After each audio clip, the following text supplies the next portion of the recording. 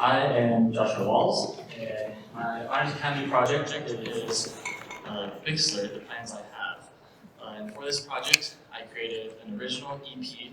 An EP is kind of like a short album, so I have 4 songs that I wrote, recorded, produced, mixed, distributed, the whole process. Alright, so you're probably all wondering, what is Big Slurp? The more appropriate question, though, would be, who is Big Slurp?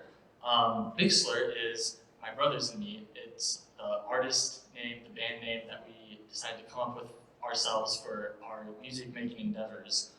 The name comes from Big Slurp Lake, which is in Kendallville, which is where we live. It's one of our favorite spots to go around home, and we just thought it sounded cool as a band name. But our story, or my story, really begins 4.5 years ago when I started getting into music production. I was just working off of our family laptop, which was not a good piece of technology.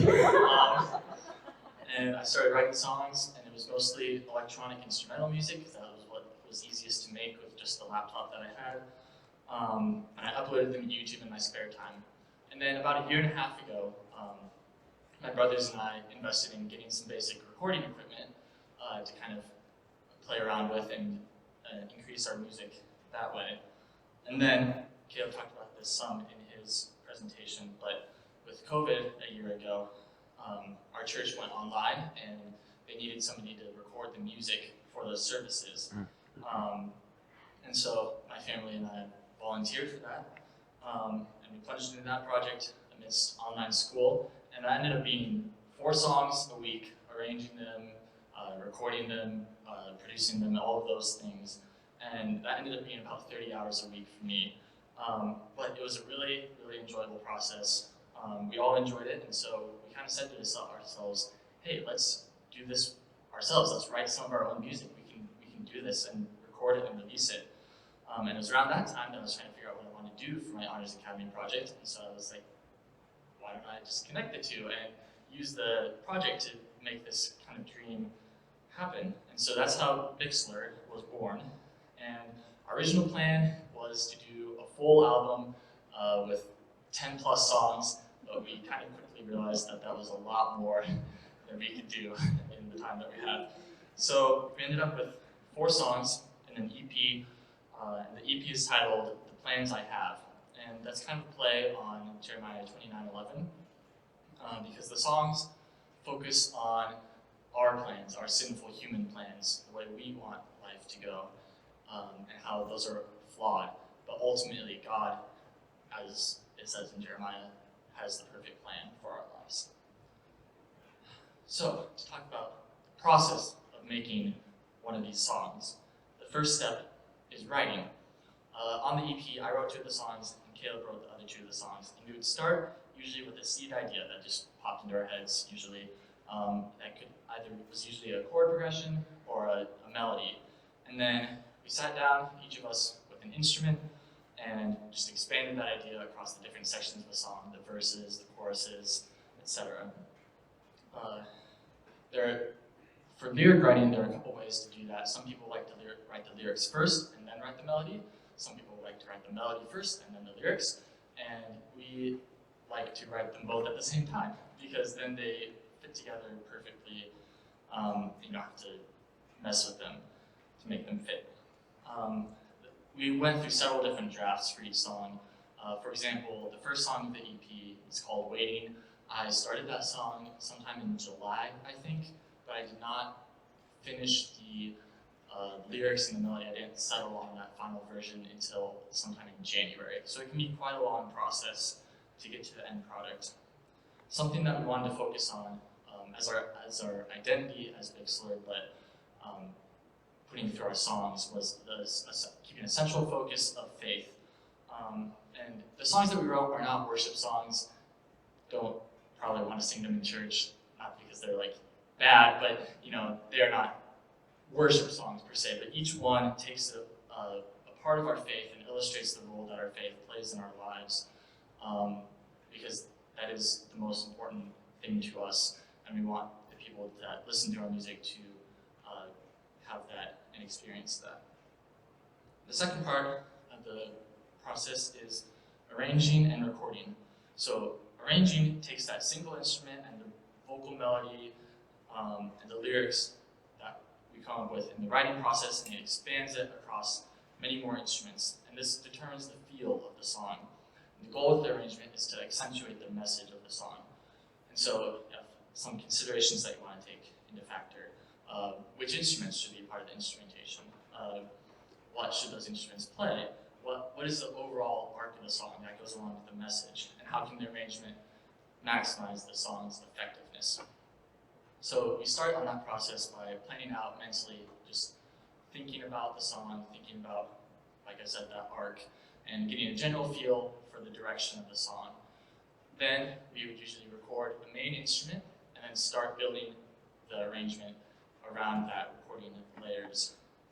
So for the recording process itself, there are two basic types of recording that we did: audio and what's known as MIDI, which is an acronym that I don't remember what it stands for. For audio recording, you've got a microphone, just like I'm speaking into, and then the signal from the microphone ran into an audio interface, which I have connected to my computer, and the audio interface converts the signals from the microphone into something that my computer can process. And so we use this for any live instruments, anything that creates sound acoustically, vocals, drum set, acoustic guitar, brass, other percussion elements, things like that. MIDI recording, I have a piano keyboard that I plugged into my computer, and the keyboard sent information on what note I was playing, when I was playing it, how loud I was playing it, amongst some other things that were used to then control virtual instruments that I had within my music production software. I did this for things like piano, things like strings, things like synths, that I didn't have the capabilities to record in a high quality manner. So using a virtual instrument can get that high quality sound a lot more easily than recording it straight up. So yeah, for the recording process, we would write an instrument part, record it, and then move on to the next instrument and stack up all the layers within the song. Then once the instrumental was done, we'd move on to the vocals, because it's a lot easier to record vocals with a more polished instrumental, so that the vocalist can be putting the proper amount of energy into the song. And for this all 4 songs, we use a single microphone for basically everything. Like I said, recording in those layers. The drum set was the only thing that we used 2 microphones on, because there's a lot going on with the drum set, and we needed a little bit more to capture the full sound. The next stage of the process is mixing. And this was the main focus of the project for me. This is sort of my wheelhouse. And there's maybe somewhat of a misconception that exists for some people that a band might go into the studio and record their songs, and then that's it. And everything that they record, that just gets sent out to the world, and that's what it is. But that recording is not the end of the process. There's a lot that has to happen after that, and mixing is what happens sort of under the hood to make the song sound professional and clean. At its core, mixing is simply balancing the elements of a song. Each track requires different processing to make it fit within its proper role. So a mixing engineer, somebody who does the mixing, can be compared at a basic level to a band or choir director even. So I know a lot of you in the audience are in band or choir. So if the band director were to say, hey, trumpets, play louder because you have the melody, but saxophones, we don't need as much of you there because you just have a supporting role. At its core, at a basic level, that's what a mixing engineer does. It's just simply balancing the elements of a song in the order of importance that they each serve. So the most important is usually the lead vocal, because that carries the melody, that carries the lyrics and the message of the song. Then perhaps there would be a main instrument that kind of holds the whole song together. Then often the drums are the next most important, because they provide energy, and then other instruments and vocals fall into the hierarchy after that. Mixing really requires a good musical ear and a lot of attention to detail, because there are a lot of details in mixing in order to get the proper balance for everything and make sure that it's consistent throughout the entire song.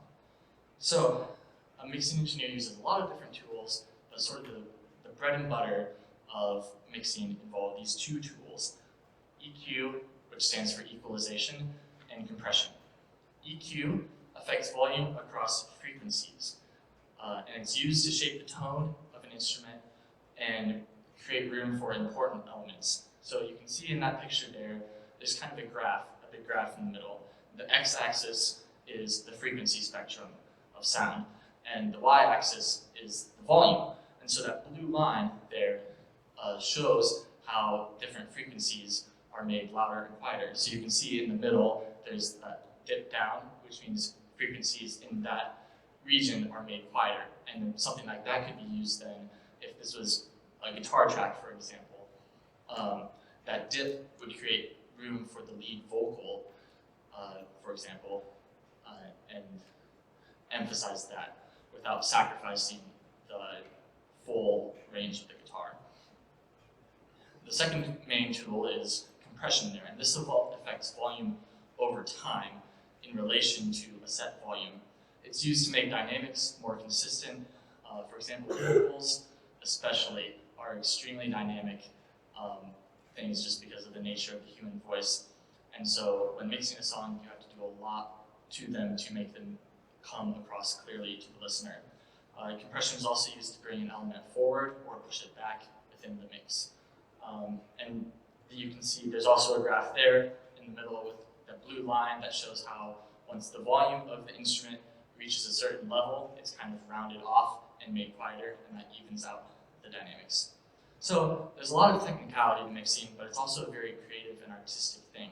I think that the vision of a song is first truly realized in the mixing stage, because the idea, the vision that you've had in your head as the artist is, there's a moment when you're mixing that it clicks and it starts to match up with what you're actually hearing. And that's always a super exciting part of the process for me. Next, after the songs are all mixed, it's time for promotion and distribution. This was definitely the biggest learning curve for me, and my mentor was super helpful with that. I didn't know anything about this side of the process, really. So there are two main methods of distribution: a label or an independent distribution service. And a label is probably the more common within the music industry world. They take care of a lot more of the process. They take care of promoting, copywriting, distributing, publishing, all of these music business things, but they're a little bit harder to access.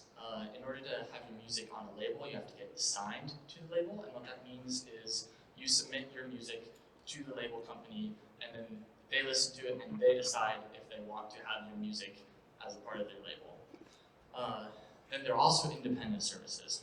And these maybe do a little bit less, usually only focusing on the main distribution, but they're a lot more accessible. So that's the route that I went with. There are a lot of different independent distribution services. I chose one called DistroKid. Some of the advantages with that is it's relatively inexpensive. It's only $35 a year, and you can upload as much music as you want within that year. It has a very streamlined process, and it releases to basically every music streaming platform in existence. You got your Spotify, Apple Music, everything, TikTok, if that's your thing, it'll have it. DistroKid also does not take any royalties away from your music. A lot of labels and other services will take a cut of the money that you earn from your music, and DistroKid does not do that. It just takes the flat rate. So I really like that, so I went with DistroKid. Then there's also the promotion aspect, which is a lot of social media. And if you know me, I do not have any social media, and I've never had any social media, so I know nothing about social media. So this was also a big learning curve for me. I learned about the different types of posts that you can make to promote your music. I learned that apparently the best days to post music promotion things are on Tuesdays and Fridays. And along with that, I learned about some of the legal and technical aspects of music distribution as well. Publishing, which is how the artist makes sure that they get the money that they deserve, and copywriting, which protects the rights of the music, protects the rights of the artist to their music. So this whole step was a lot more complex than my initial expectations, but I found it to be very interesting, and I really enjoyed learning about So, now to dive a little bit briefly into each one of the 4 songs. Taking a look at some of the lyrics and some of the major things I learned from each song. The first song of the EP is called Waning. This is the first song out of the 4 to be started. This was written by me. So the lyrics are, well, they're about waiting figures. And I wanted to capture a feeling that I was having about waiting for something, but not really knowing what you're waiting for, which sounds a little bit abstract, and it is. The song is a little bit more abstract than the other 4, or other 3, rather. It's also musically different. It's more synth-based. It's closer to a pop style than other songs, which focus a little bit more acoustically, a little bit more down the realm of rock. The biggest challenge of this song was definitely the vocals, both in recording them, performing them, and mixing them. Recording vocals, giving a performance to a microphone is a lot different than performing live. And I had no experience with that when I recorded the vocals for this. So I had a lot to learn about having the proper amount of confidence, even though I was just singing to a microphone. I also streamlined my vocal mixing process in this, when I was working on this song. Before I did this song, I kind of had just conglomerated a bunch of little techniques from different sources on the internet, and it wasn't a super streamlined process. But then I found a video workshop that went over a holistic approach to mixing vocals, and that really helped my process for this song and the other songs. The second song of the EP is titled Control. This one was also written by me. The lyrics are kind of about how life doesn't always go as planned. And I wrote most of the lyrics for this song when I was quarantined for the first time in November, so that's kind of where some of it came from, for sure. It's about letting go of the desire to be in control of everything and simply having peace, knowing that God is the one in control. There's a line in the second verse that says, "God, how long will it take before things go my way?" And that's kind of the frustration, the confusion that we often face in life when we don't know why things are going the way that they are. But then ultimately in the chorus, it ends with the line, "I'm scared of what is to come, but I know that I don't have to be in control." And that is that peace, once again, about knowing that God is the one in control. The main lesson of this song for me was the arrangement. I struggled at first to come up with the arrangement because I wrote the whole song just strumming along on my acoustic guitar and singing, and I didn't really know where to take it. But I wanted to support the emotional journey of the song.